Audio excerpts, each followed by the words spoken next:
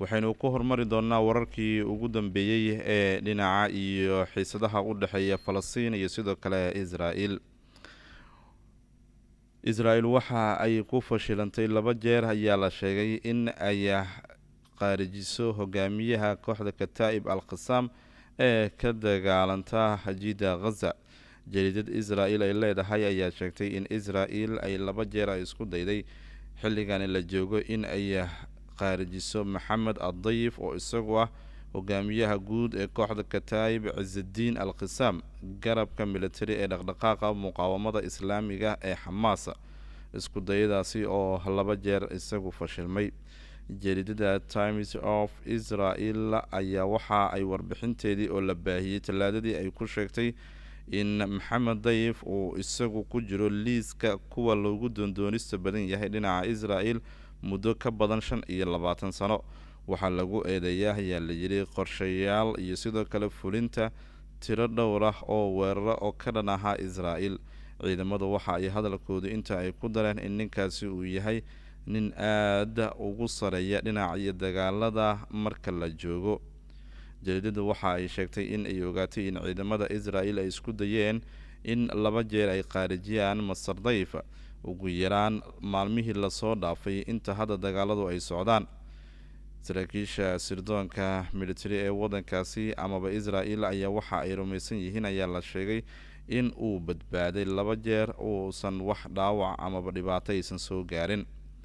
koox kala socota dhaqdhaqaaqyada military Israel ayaa waxa ay shaaci ka qaadeen in aysan jirin macluumaad la helayo oo ku saabsan in Masar Dayif dhibaato ka soo gaartay duqeynta lala doonayay in lagu qaarijiyo.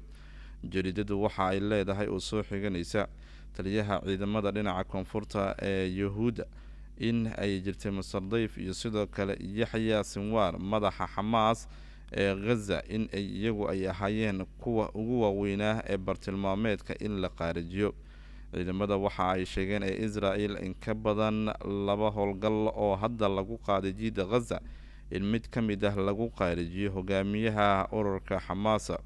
Mas'uuliyiinta military waxa ay u sheegeen kanalka 12 ee Israel in ay iyagu ay la socdaan dadka lagu qaarijinayo duqeynta Israel ay ka geysanayso jiida Gaza, gaar ahaan duqeymaha isdabajooga ah ee la doonayo in lagu bartilmaameedsado Maxamed Dayif oo isagu ah hogaamiyaha kooxda Kataib Izzuddin al-Qassam iyo sidoo kale hogaamiyaal sarsare oo ururka Hamas ka tirsan. Jariidada Times of Israel waxa ay sheegtay in ciidamada Israel ay isku dayeen Masar Dayif in ay 5 jeer ay qaarijiyaan ugu yaraan sanadihii la soo dhaafay. waxaa ka dambeeyay 2 isku day ee toddobaadkan ay isku dayeen in lagu qaarijiyo. waa isku daygii ugu horeeyay ee la doonayay in lagu qaarijiyo waxa ay ahayd sanadkii 2001. midkii labaad waxa uu ahaa sanadkii 2002 waxaana ka badbaaday ayaa la yiri Dayif 2daasi jeerba.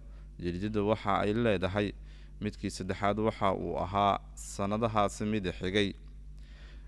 baraha bulshada ay ku wada xiriirto ayaa la soo dhigay ama loogu duceynayay hogaamiyaha Kataib al-Qassam oo la sheegayay in uu cadowga ka badbaadiyo. isku daygii afraad oo ay diiradaha Israel ay fuliyeen waxay ahayd 2006 oo ay isku dayayeen in ay ku qaarijiyaan inkastoo uu ku dhaawacmay dhaawiciisuna markaasi uu ahaa mid aad khatar u ah. mid ka mid ah lugihiisii iyo sidoo kale gacantiisa ayuu ku waayay sida warbixinta ay xusayso duqeyntaasi. jariidadu waxa ay leedahay Israel ayaa mar kale waxa isku dayday weerarkii ay ku qaaday Gaza sanadkii 2014 in ay ku qaarijiso. aad ayuu ugu dhawaatay yaaliyeen markaasi, balse Masar Dayif ayaa ka badbaaday.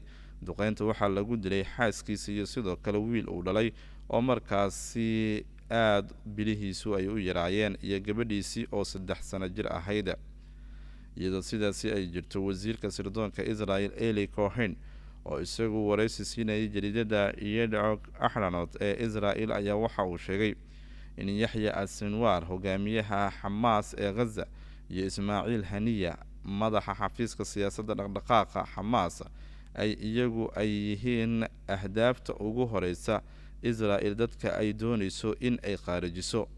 waxaa sidoo kale hadalkiisa inta uu ku daray in ay jirto cadaadis weyn oo xukuumadda Israel la soo saarayo kaasi oo ku saabsan in ay joojiyaan gantaalada dhinaca Gaza ay u ridayaan, balse waxa uu sheegay in ay sii wadi doonaan howlgalkaasi ilaa iyo laga qaarijiyo hogaamiyaal sarsare oo ururka Xamaas ka tirsan.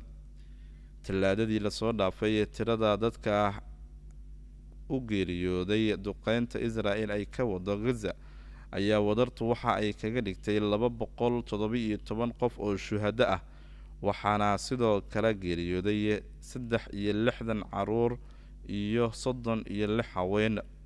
dhaawaca waxa uu marayaa 1,500 oo dhaawaca sida ay sheegtay wasaaradda caafimaadka ee jiida Gaza.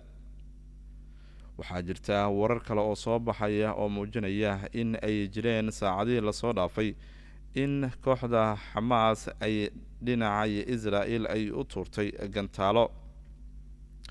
wasaaradda arrimaha gudaha ee Gaza waxa ay iyadu ay beenisay in ay jirta ayaa la yiri in ay koox dagaalanta ay ka soo galeen dhinaca iyo Masar oo kooxdaasi ay ku soo biireen.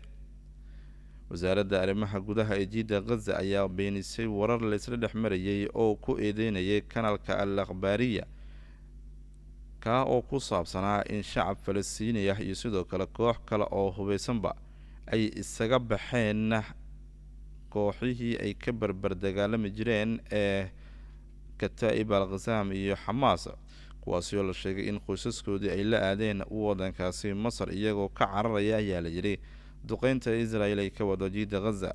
wasaaraddu bayaan ay soo saartay waxa ay ku sheegtay in kanaalka al-Carabiya iyo sidoo kale kanaalo kale ay baahinayaan warar been abuur ah oo dhinaca iyo Yahuudda u horseedaya in ay weeraradoodii ay xoojiyaan.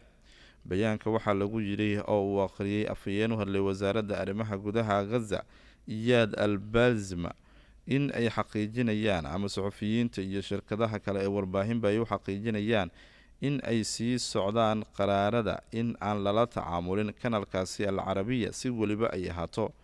waxaan ugu baaqaynaa shakhsiyaadka iyo sidoo kale kuwo kale ee ku sugan Gaza in ay iyagu aysan wax war ah siin ayaa la yiri shaashadaasi.